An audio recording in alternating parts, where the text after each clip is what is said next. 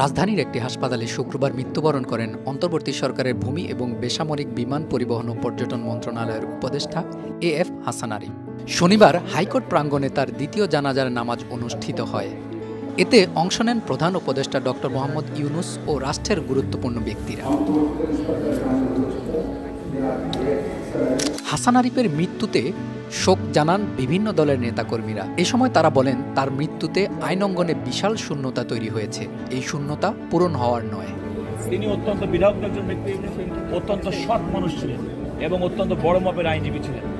এই যে শিক্ষিত এবং এই যে উন্নত মানের লোকদের বিদায় আমাদের সমাজের জন্য একটা দুর্ভাগ্য এবং শূন্যতা। গত ৮ অগাস্ট অন্তর্বর্তী সরকারের উপদেষ্টা হিসেবে শপথ নেন হাসান আরিফ। এর আগে ২০০১ থেকে ২০০৫ সালের ২৮ এপ্রিল পর্যন্ত অ্যাটর্নি জেনারেল হিসেবে দায়িত্ব পালন করেছেন হাসান আরিফ।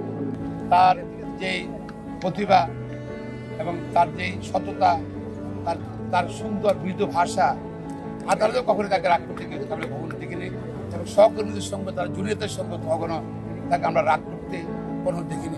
এছাড়া ফখরুদ্দিন আহমেদের নেতৃত্বে তত্ত্বাবধায়ক সরকারের আইন, বিচার ও সংসদ বিষয়ক মন্ত্রণালয়, ভূমি এবং ধর্ম মন্ত্রণালয় বিষয়ক উপদেষ্টা হিসেবে দায়িত্ব পালন করেন তিনি।